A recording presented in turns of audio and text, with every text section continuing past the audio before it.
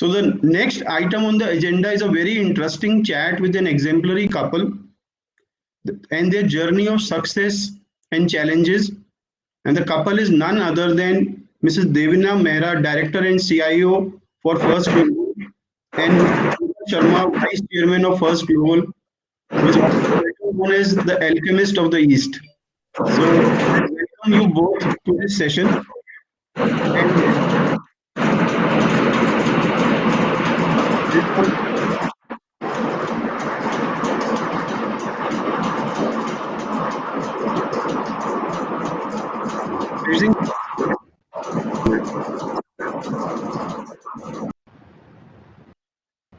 yeah, is it better? Yeah, it's better now. Thank you very much.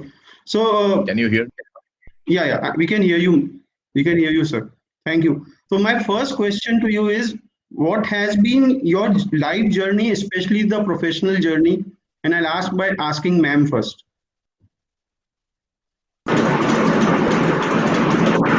Yeah, hi.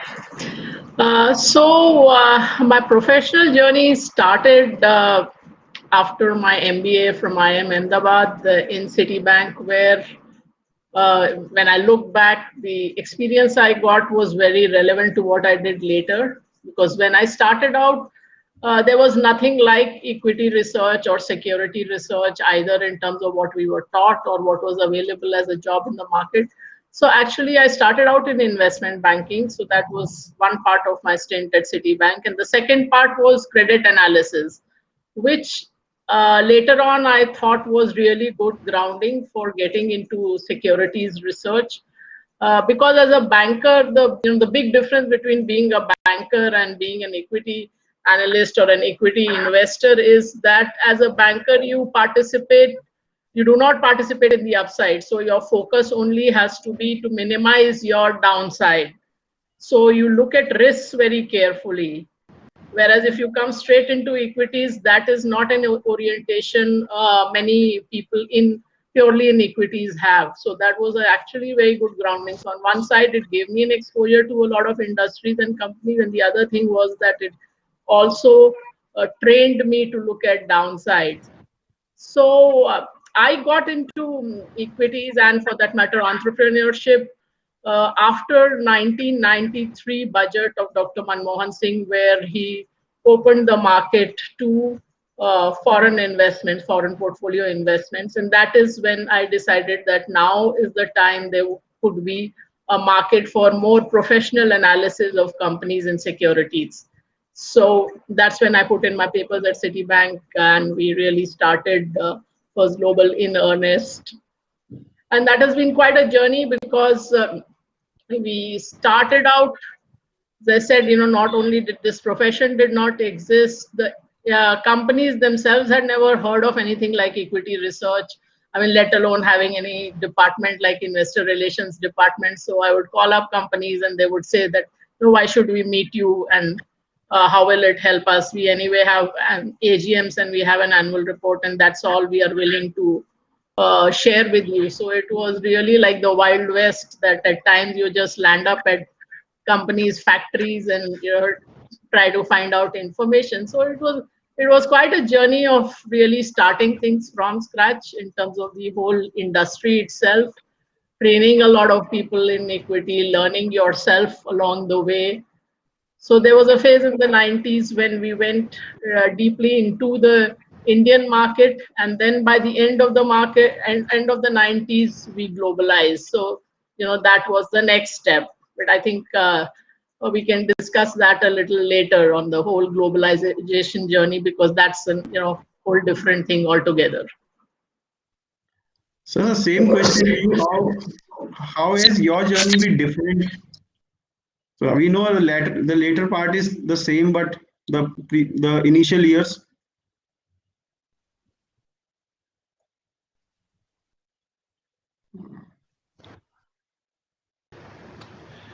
Years were college 82, 83. That was not to get into the business of some opportunity all that by a certain gender. I put in some money. So it worked out quite okay beginning. At least, if not professional perspective, at least as a of making some money. It and from that, after I did my MBA bank, and then obviously Citibank, and I was in the merchant bank division, really going public or M&A and kind of thing. So it was of investing, then MBA, then Citibank, and then it became logical to get into the stock market, which I got in late '89. And I really did do it because I was on the cusp of transformation as a stock market. In 1989, that was my very clear view. In years' time, the Indian stock market will mature. Stock market. We enter today as brokers. We reap the rewards of having entered at a very early stage of that development of the market, which in hindsight turned out to be a very, very prescient call. That the market maturing, they were just getting professionalized. The old school of going out, younger people like were coming in, although there were a lot of entry barriers, like a BSE membership would cost 2 crore rupees. Back then, I mean, that's still a lot of money. But even when you're starting out as a sub-broker trader in 1990, and that if you want to become a broker, it's going to take you 2 crores to become a broker. I mean, I had given up hope of ever becoming a broker. This is my life, because I don't see how I'm going to make 2 crore membership. So after that, Manmohan Singh ji, is India. And I always say this, that we were very lucky to find a visionary like Dr. Singh, who opened up markets, and we were right in our late 20s at that time, and we got the whole impact of that boom. So oftentimes in life, you're just in the right place at the right time, and that whole wave is going to lift everybody. And I look around, all my peer group, my friends, my people in the same business were all born in that time of the let's say the first half of the 60s, who by the time the liberalization started, their late 20s, and we wrote, some part is luck, some part is a lot of work that you put in.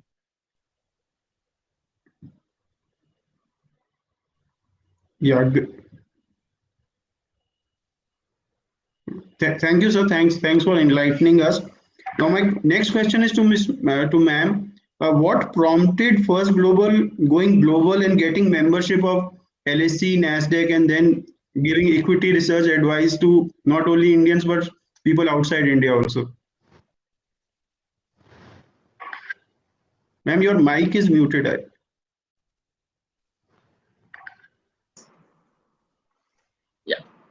Yeah, so that was quite a interesting and very different step we took at that point.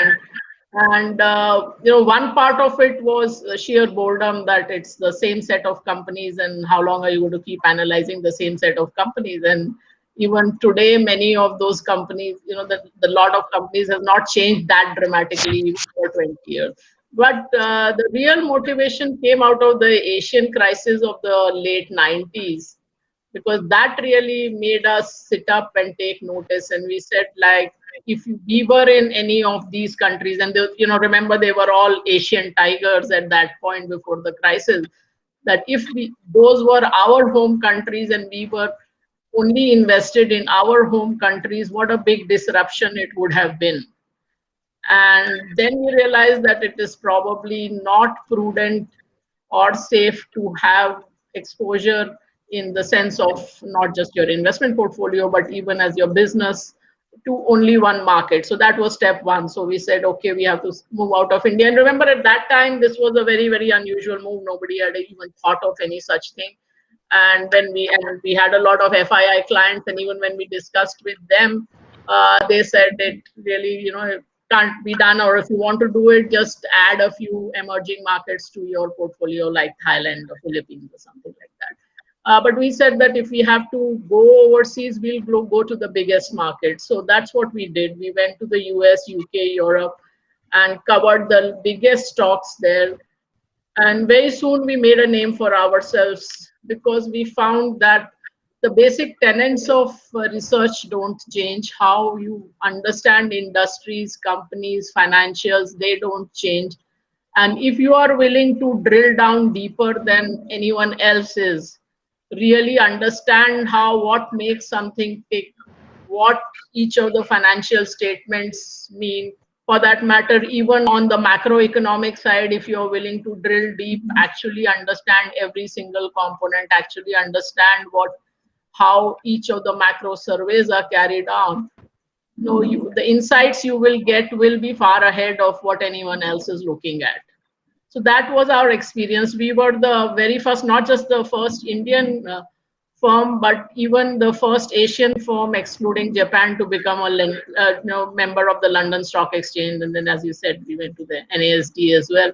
So, and those 20 years of experience have been very, very enriching, because companies there tend to be much more complex than companies here. They change faster. The whole basket of companies also changes. When we went in, for example, IBM or Dell were major stocks to cover in the US. They are no longer, do they have that kind of importance within the tech space. So things change much faster there. Companies are much more complex. So it's been a very enlightening journey. And of course, that also helped us make a name globally. Right, great, man. This is a question to both of you. What strengths professionally do each one of you bring to this business of yours?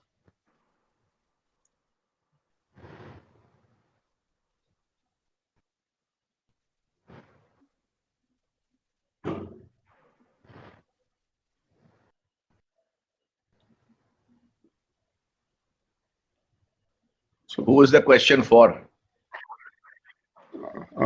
It's I open thought to both of you. Okay.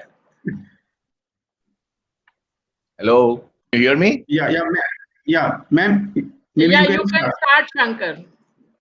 You can start.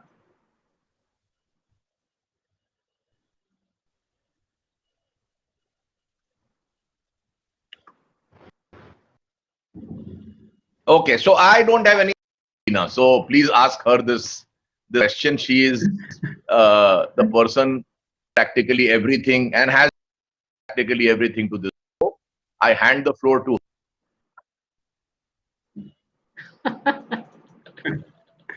So, no, actually, if you think so, you have to say what you think are the strengths, right?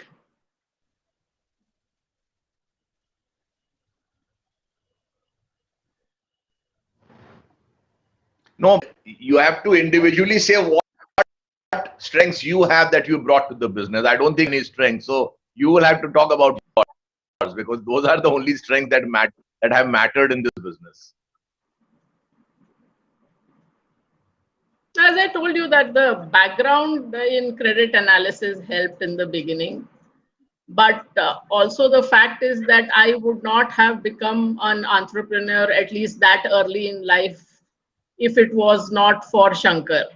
That whole vision of getting into business in your 20s, that came from him. And then, once you are working together, then a lot of things, I think one big plus we had was that there were two of us, that we could bounce off ideas against with each other. And that always enriches the final idea rather than being a solo entrepreneur, because that is a tough place, because often you don't know how good or bad each of your ideas are if you don't have a good enough person and a trustworthy person whom you can discuss with. So I Great, think the ma'am. strength was really being together. Right, ma'am. Right. So I can't end a discussion like this by not asking this question. Where do you see the Indian markets going from here? And what are those sectors which you think would be doing very well in the coming decade? And this question is to Shankar sir.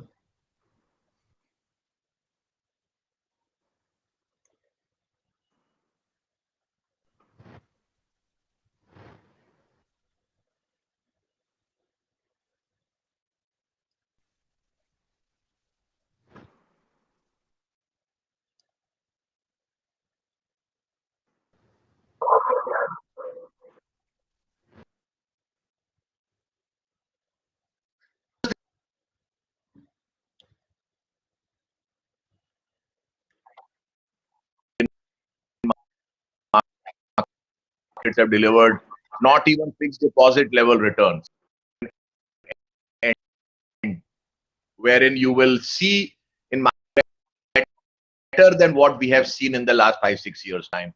So we are very optimistic on the Indian market as well as markets in emerging markets. So let me make this clear that for us, our approach to invest not a local approach that we just good or India is bad. We totality in that India has a certain importance, but related with what is happening around the world, not march to a different tune as peer groups. And therefore, we believe that now the tide has turned markets, which was against it 5, 5, 7, 10 years. And therefore, India, along with its peer group, strongly. So overall, the environment is good for emerging markets, good for India. So we are very optimistic on both India and emerging markets. And so what are the sectors to look for? Where do you think the biggest growth would come?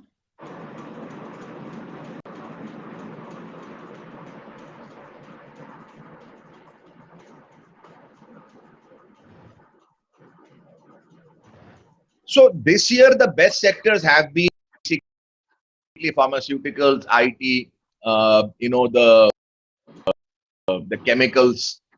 Broadly, those 3-4 sectors.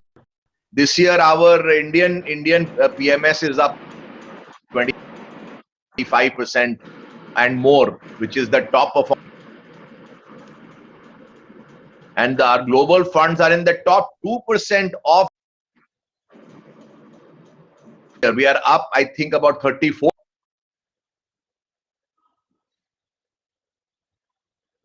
Still about flat. So markets from January are more or less back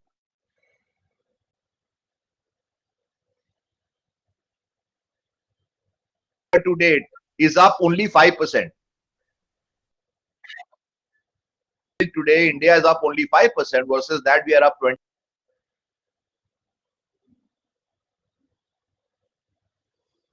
Sector that I mentioned, but that trade will change at some point. That we've been very bullish on steel for the last 4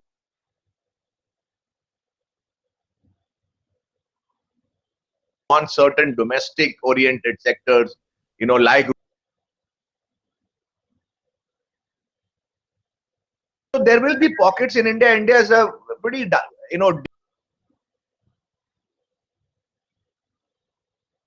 on our abilities to find the best absolute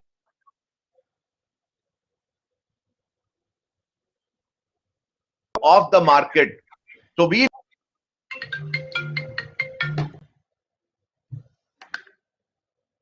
are going to do well. We say irrespective of what of a good fund manager. वरना bull market है तो as well open a demat account and put some money and you'll make money. Market, and we know through our process numbers irrespective of the market cycle. That's a great message, sir. That's a great. I don't need a good track to make 100. I'll make a 100 right to investing. Yeah. Ma'am, the last question to you. Uh, and the question is, what is the secret behind getting to where you are today, and what kind of message would you like to pass to other budding entrepreneurs there who want to make a name in this market, in this industry? Ma'am, your mic. Muted it. Oh, yeah, no. Yeah. Okay. See, number one way to succeed here and almost everywhere else is learning. So read as much as you can. I mean, that would be my number one recommendation, because as you see that, as that's well known, that to become an expert of any kind in anything, you need to put in that 10,000 hours of work.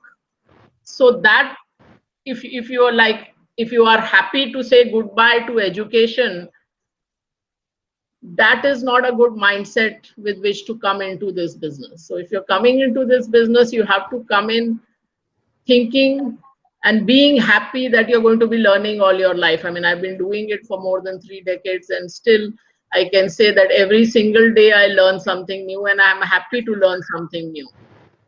Having said that, you can read all you want, but some of the wisdom comes only with experience. So if you look at the really successful investors or fund managers, the really successful spell, whether it is Warren Buffett or whether it is George Soros or almost anybody you can think of, the real success came at 50 plus. So at times you can read all the books, you understand it in theory, but you have to live through a few experiences of ups and downs in the market, how your mind works, how well you're able to control your emotions, how well are you able to apply your learnings.